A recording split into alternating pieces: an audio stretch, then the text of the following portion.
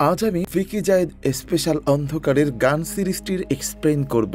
Vicky জায়েদের series মানেই ভিন্ন রকম কিছু, আর তাতে থাকবে দুর্দান্ত সব টুইস্ট এবং সাসপেন্স। আর অভিনয়ে যদি মোশাররফ করিম থাকে তাহলে তো সেটা আরও স্পেশাল। ঠিক এমনই একটা গল্প নিয়ে নির্মিত অন্ধকারের গান সিরিজটি, যেখানে আপনি শুরু থেকে যা ভাববেন শেষে গিয়ে তা একদম বদলে যাবে। তাই গল্পটা অবশ্যই শেষ অবধি দেখবেন। তো চলুন আর কথা না বাড়িয়ে মূল গল্পে চলে যাই। শুধু একটাই অনুরোধ, চ্যানেলে নতুন হয়ে থাকলে সাবস্ক্রাইব করে ফেলুন। গ্রামের নাম নীলগঞ্জ। আমরা একটি পাগলকে দেখতে পাই। সে তার মতো করে হেঁটে যাচ্ছিল। দোকানিরা দোকান বন্ধ করে ফেলে। আজ পূর্ণ সূর্যগ্রহণ, মানে চন্দ্র সূর্যকে ঘিরে ফেলেছে। দিনের বেলাতেও পরিবেশটা ঘোলাটে হয়ে আছে। এটা দেখে সেই পাগল নাচতে শুরু করে। কেউ ঘরের বাইরে নেই, কেউ নামাজ পড়ছে, কেউ তসবিহ জপছে, কেউ বা কুরআন পড়ছে। এই গ্রামেরই বাসিন্দা রুমালি। সে তার সন্তান আর অসুস্থ শাশুড়িকে নিয়ে থাকে। রুমালি জানালা দিয়ে সূর্যগ্রহণ দেখার চেষ্টা করছিল। তখন তার শাশুড়ি বলে, জানালা বন্ধ করে নামাজ পড়ো। মানুষের পাপ কাজ যখন বেড়ে যায় তখন আল্লাহ পাক সূর্যগ্রহণের মাধ্যমে মানুষকে সতর্ক করে। রুমালি অজু করছিল, তখন অন্ধকার কেটে গিয়ে রোদের আলো দেখা যায়। মুকুল রহমান সাহেবের সেবা করছিল। রহমান সাহেব বলে, বুঝলে মুকুল, এবছর কিন্তু একটা বিশেষ বছর। 3 মাস পর আবার একটা সূর্যগ্রহণ হবে। একই বছরে পরপর দুবার সূর্যগ্রহণ হয়েছিল প্রায় 250 বছর আগে। সে বছর ব্রিটেনে 6 মাসের মধ্যে 3 জন রাজা মারা গিয়েছিল। তাই এই বছরটা ব্রিটেনের মানুষ অশুভ মনে করছে। পৃথিবীর অনেক দেশের মানুষই পূর্ণ সূর্যগ্রহণকে অশুভ মনে করে। মুকুল এতক্ষণ চুপ করে শুনছিল। এবার সে বলে, স্যার, একবার মদিনায় সূর্যগ্রহণ হয়েছিল। চাঁদটা একদম সূর্যের ভেতরে চলে গিয়েছিল, যেমনটা আজ হয়েছে। সেদিন আমাদের নবী হযরত মুহাম্মদ সাল্লাল্লাহু আলাইহি ওয়াসাল্লাম উনি ছিলেন আঙ্গুর খেতে। তখন ওনার কাছে একটা সংবাদ আসলো, ওনার পুত্র ইব্রাহিম খুব অসুস্থ। এটা শুনে নবীজি তাড়াতাড়ি বাড়িতে ফিরে গেলেন। পুত্রকে কোলে নিলেন এবং নবীজির কোলেই ইব্রাহিমের মৃত্যু হলো। নবীজি খুব কষ্ট পেয়েছিলেন, কারণ ইব্রাহিম ছিল তার সর্বশেষ পুত্র। এই ঘটনার পর সাহাবীরা বলাবলি করতে লাগলো, ইব্রাহিমের মৃত্যুর সাথে সূর্যগ্রহণের একটা যোগাযোগ আছে। তখন নবীজি বললেন যে, দেখো, চন্দ্র সূর্য এগুলো হলো আল্লাহর সৃষ্টি, আল্লাহর সৃষ্টির একটা নিদর্শন। এগুলোর কোনো ক্ষমতা নেই। এরা কারো জন্ম কিংবা মৃত্যুর জন্য দায়ী না। তবে গ্রহণ যদি তোমরা দেখো তাহলে গ্রহণের শুরু থেকে শেষ পর্যন্ত আল্লাহকে স্মরণ করবে, আল্লাহর কাছে প্রার্থনা করবে। মুকুলের কথা শুনে রহমান সাহেব বিরক্ত হয়ে বলে, তোমার সাথে গল্প করে কোনো মজা নেই। সবকিছুর মধ্যে ধর্মটাই না আনো। এ সময় রহমান সাহেবের একমাত্র ছেলে রাতুল ফোন করে, যাকে রহমান সাহেব একদমই পছন্দ করে না, কারণ রাতুলের স্বভাব ভালো ছিল না। রহমান সাহেব মুকুলকে বলে, ও আমাকে কি জন্য ফোন করছে? ওকে তো আমি ত্যায্য পুত্র করেছি। তুমি ফোনটা রিসিভ করে একটা গালি দিয়ে দাও। মুকুল বলে, স্যার, আপনারই তো ছেলে, ছেলের সাথে বিবাদ মিটিয়ে ফেলেন। আপনার এত সয় সম্পত্তি কে পাবে? রহমান সাহেব বলে, আমি সব ওই এতিম বাচ্চাদের দিয়ে দেব, ওকে একটা কানা করিয়েও দেব না। মুকুল একে একে ঘরের সব কাজ শেষ করে, তারপর বিদায় চাই। রহমান সাহেব মুকুলকে এই মাসের বেতনটা দিয়ে দেয়। মুকুল সারা দিন শেষে ক্লান্ত শরীরে বাসায় ফিরে আর অমনি শুয়ে পড়ে। পরদিন সকালে বেতনের খামটা খুলে দেখে মোট 17,000 টাকা ছিল। সেখান থেকে সে 8,000 আর 9,000 টাকা আলাদা করে। এরপর সে পোস্ট অফিসে যায় গ্রামের চিঠি আর টাকা পাঠানোর জন্য। প্রথমে সে 9,000 টাকা জমা দেয়। এরপর আবার কি ভেবে 1,000 টাকা ফেরত নিয়ে বলে, 8,000 টাকা পাঠান। মুকুলের মা টাকা গুনছিল আর রুমালিকে জিজ্ঞেস করে তার ছেলে চিঠিতে কি লিখেছে। রুমালি বলে, ওর মোবাইল নষ্ট হয়ে গেছে, এজন্য ফোন দিতে পারে নাই। নতুন মোবাইল কিনলে তারপর ফোন দিবে। মুকুলের মা বলে, কিন্তু টাকা কম পাঠায় কেন? আমার বাজান তো প্রতি মাসে 12,000 কইরা টাকা পাঠায়, কোনো মাসে তো কম পাঠায় না। এই মাসে টাকা কম পাঠাইলো কেন? ওর কি চাকরি বাকরির কোনো সমস্যা হইল? রুমালিও কিছুই বুঝতে পারে না। মুকুল চিঠিতেও তাকে নিয়ে বিশেষ কিছু লেখে নাই। ওদিকে দেখা যায় মুকুল চায়ের কাপ হাতে মোবাইলে গেম খেলছিল। তখন শাপলা সেই রাস্তা দিয়ে ফিরছিল। শাপলা একটা গার্মেন্টসে কাজ করে। সে যখন মুকুলের সামনে দিয়ে যায়, মুকুল কিছু বলতে পারে না, শুধু অবাক দৃষ্টিতে তাকিয়ে থাকে। রহমান সাহেবের ছেলে রাতুল বাসায় আসে আর বাবাকে বলে, এবার অন্তত আমাকে বিশ্বাস করো, আমি নেশা পেশা হাবিজাবি সবকিছু ছেড়ে দিয়েছি। শুনছি তুমি এতিমদের টাকা দিচ্ছ। হ্যাঁ, দেবেই তো, খুব ভালো একটা কাজ, সওয়াবের কাজ। কিন্তু বাবা, তুমি তোমার ছেলেকে বঞ্চিত করছো কেন? তুমি যে তোমার ছেলেকে টাকা দিচ্ছ না, এটা তোমার পাপ হচ্ছে না? রহমান সাহেব বলে, ঠিক আছে, তুমি আমার সাথে এসে বাড়িতে থাকো, আমি তোমার গতিবিধি দেখে তারপর সিদ্ধান্ত নেব। রাতুল বলে যে ঠিক আছে বাবা, আমি কালকেই চলে আসি, তাহলে আমার আর তর সইছে না। কিন্তু বাবা, আমি না একজনের থেকে লোন নিয়েছিলাম, যেহেতু আমি এখানে চলে আসব, তাই ওই লোনটা আজকেই শোধ করতে হবে, আমাকে এক্ষুনি 5 লাখ টাকা দিয়ে দাও। রহমান সাহেব রেগে যায় আর মুকুলকে বলে, তুই জানিস না কুকুরের লেজ কোনোদিনও সোজা হয় না। রাতুল রেগে যায় আর বাবার সামনে নেশা করা শুরু করে। রহমান সাহেব রাতুলকে আঘাত করে, তখন রাতুলও বাবাকে মারতে আসে। মুকুল রাতুলকে ধরে বাইরে বের করে দেয়। রুমালি সেই পাগলটাকে ভাত খাওয়াচ্ছিল। রুমালির শাশুড়ি আবার এটা সহ্য করতে পারে না, সে রুমালিকে উল্টাপাল্টা গালি দিয়ে বলে, আমার ছেলে কি কষ্ট করে টাকা পাঠায় পাগলের খাওয়ানোর জন্য, তোর এসব কাজকামের জন্যই আমার ছেলে বেজার হইছে, তাই কম টাকা পাঠাই। আরো বলে, তোর কি যেন হইছে, তুই আমার কথা শুনিস না, তোর উপর মনে হয় আসর পড়ছে, আমার কাছে আয়, দোয়া পয়রা ফু দিয়ে দি।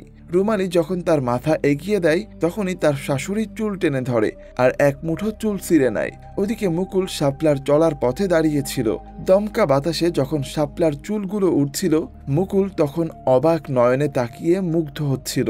শাপলা তার কর্মস্থলে একটানা 6 বার শ্রেষ্ঠ শ্রমিক হয়েছে, তাই জিএম স্যার তাকে ডেকে পাঠায়। কোম্পানির চেয়ারম্যান মাহবুব সাহেব শাপলার এই কৃতিত্বে খুশি হয় আর তাকে অভিনন্দন জানায়। সেদিন কাজ শেষ করে শাপলা যখন বাসায় ফেরে, তখন সে দেখে এলাকার এক পাতিনেতা শাপলার জন্য অপেক্ষা করছে। সে সরাসরি শাপলাকে বিয়ের প্রস্তাব দেয়। তখন শাপলা রেগে যায় আর তাকে বেরিয়ে যেতে বলে। ছেলেটা শাপলাকে দেখে নেয়ার হুমকি দিয়ে চলে যায়। মকবুল তার বাসার বারান্দায় আহত একটা কবুতরকে দেখতে পায় এবং সে কবুতরটাকে হাতে তুলে নিয়ে আদর যত্ন করে। রাতুল তার বন্ধুর সাথে নেশা করছিল, তখন তার বন্ধু পাওনা টাকাগুলো ফেরত চায়। রাতুল বলে যে সে টাকার ব্যবস্থা করতে পারে নাই। তার বন্ধু বলে, আচ্ছা তোর বাপের না এত টাকা, তাও তোকে টাকা দেয় না কেন? ওনার বয়স কত?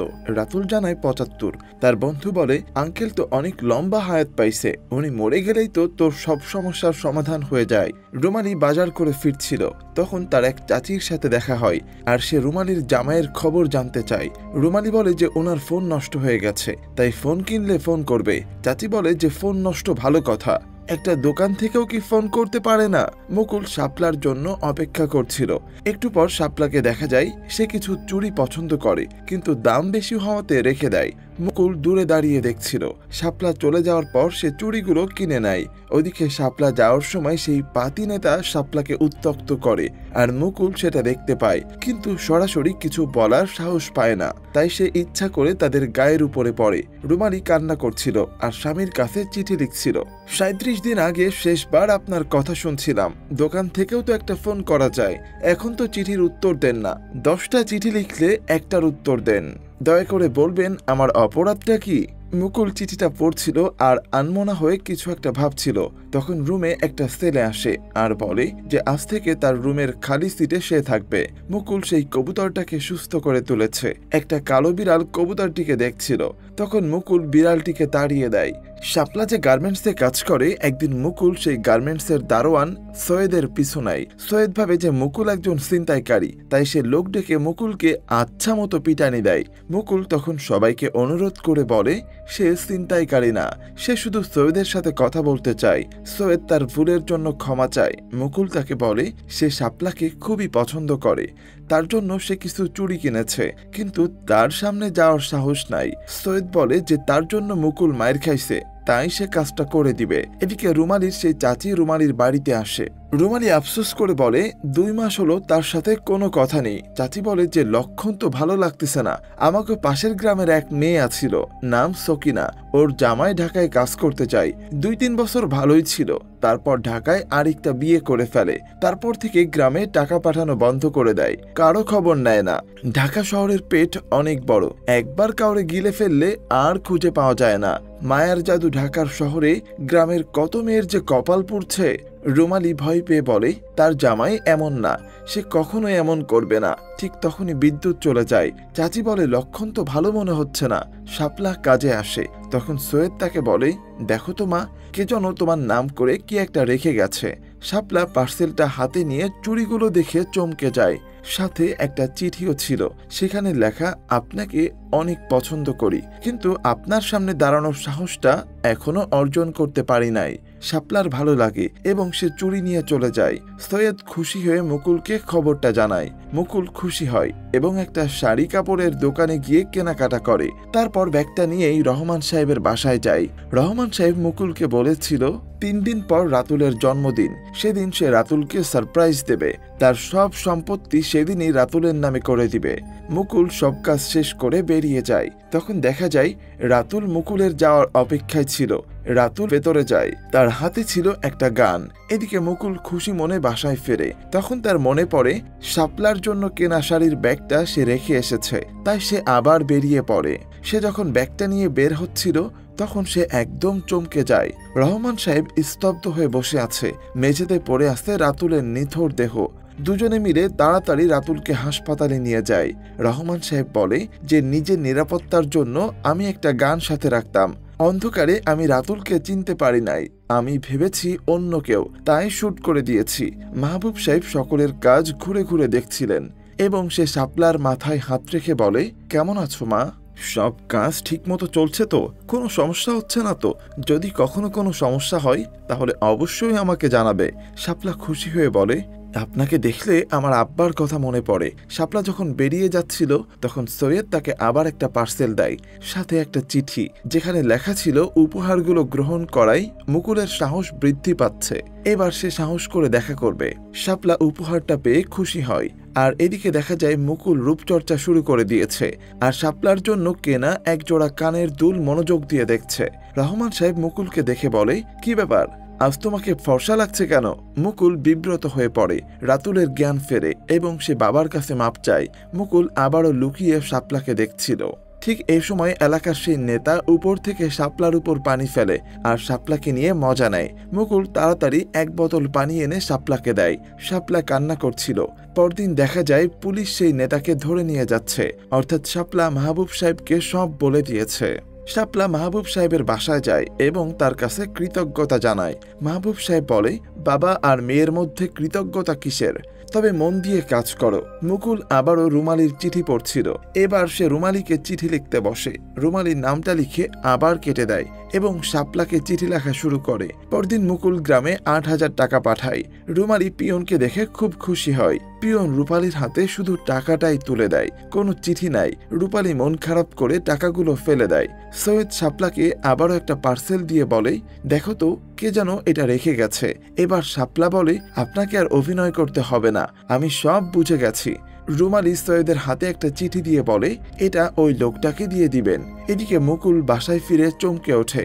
কালো বিড়ালটা তার কবুতরটাকে মেরে ফেলেছে, যেটা দেখে মুকুল একদম কান্না করে দেয়। এ সময় সৈয়দ সেখানে আসে।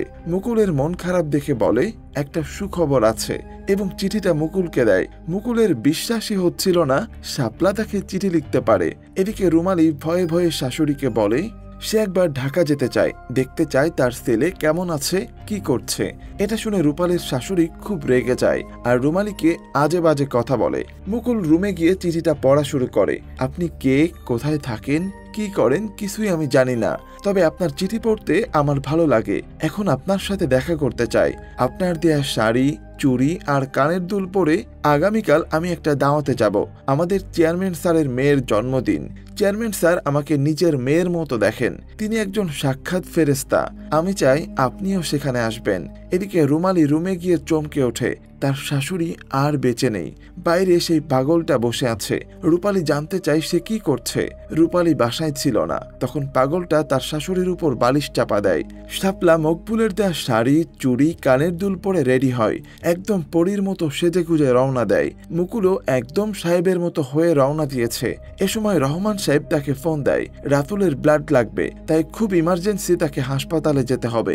রুমালির শাশুড়ির শেষ কাজ সম্পন্ন হয়।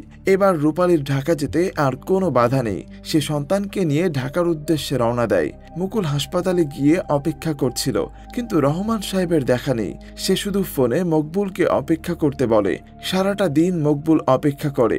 একসময় সৈয়দ তাকে ফোন করে আর বলে যে শাপলা মা আর বেঁচে নেই, কি যেন তাকে রেপ করছিল। মুকুল একদম স্তব্ধ হয়ে যায়। মুকুল সেই নেতাকে গিয়ে ধরে। সে মুকুলকে বলার চেষ্টা করে, আমি কিছু করি নাই, আমি তো জেলে ছিলাম। কিন্তু মুকুল তার কোনো কথাই শোনে না, তার গলা চেপে ধরে। সৈয়দ দৌড়ে এসে মুকুলকে থামায় আর বলে যে ওকে ছাড়ো, ও কিছু করে নাই। আমাকে মাহবুব স্যার মিথ্যা কথা বলে শাপলাকে বাসায় নিয়ে গিয়েছিল। মাহবুব শাপলাকে সর্বনাশ করেছে। শাপলা তাকে বাপের মতো মনে করেছিল। পুলিশ মাহবুবকে ধরে নিয়ে যায়। মকবুল শাপলার নিথর দেহ দেখে বাকরুদ্ধ হয়ে যায় এবং নিজে কাঁধে করে শাপলাকে শেষ বিদায় জানায়। এরপর মুকুল যখন বাসায় ফেরে, এই দৃশ্যটা পুরো গল্পের মোড় ঘুরিয়ে দেয়। রুমালি ছেলেকে নিয়ে অপেক্ষা করছিল। মুকুল তাকে দেখে চমকে ওঠে। রুমালি মুকুলকে দেখে উঠে আসে আর জিজ্ঞেস করে, জব্বার এখানে থাকে না, দরজা তো তালা মারা, ও কই গেছে? মুকুল বলে, ভাবি জব্বার আমারে আপনার ছবি দেখাইছিল, ও আর আমি একসাথে থাকতাম। ও আমাকে নিয়ে আপনার কাছে চিঠি লেখাইতো। মা বউ বাচ্চাকে ও কত ভালোবাসতো তা আমি জানতাম। একদিন ওর কারখানায় আগুন লাগে, সব পুড়ে ছাই হয়ে যায়। দাফন করার মতো কিছুই পাওয়া যায় না। যার রোজগারে সংসার চলতো, আমি আপনাদেরকে জানানোর সাহস পাই নাই, তাই আমি মাসের পর মাস টাকা পাঠাইছি আপনাদেরকে। মনে হয়েছে এটা শুনলে কলিজা ফাইটটা যাইব আপনাদের। মুকুলের চাপা কষ্টে বাতাস ভারী হয়ে ওঠে। এই গল্পে দেখানো হয়েছে একই বছরে 2 সূর্যগ্রহণ হওয়াতে কাকতালীয়ভাবে 3 জন মারা গেল। যেমনটা শুরুতে রহমান সাহেব ব্রিটেনের একটা গল্প বলেছিল, কিন্তু এই ব্যাপারটা আমার কাছে একদম ভালো লাগেনি। চন্দ্র সূর্যের কারণে কখনো মানুষের ভাগ্য নির্ধারণ হতে পারে না। মানুষের ভাগ্য একমাত্র আল্লাহর হাতে। তো ভিউয়ার্স, আপনাদের মতামত কি কমেন্ট করে জানাতে ভুলবেন না। আমার এক্সপ্লেনেশনটি ভালো লাগলে ভিডিওতে একটা লাইক করে দিবেন, আর চ্যানেলে নতুন হয়ে থাকলে সাবস্ক্রাইব করে ফেলুন পরবর্তী মুভির এক্সপ্লেনেশন পাওয়ার জন্য। আজ এখানেই বিদায় নিচ্ছি। সকলেই ভালো থাকবেন, সুস্থ থাকবেন। আল্লাহ হাফেজ।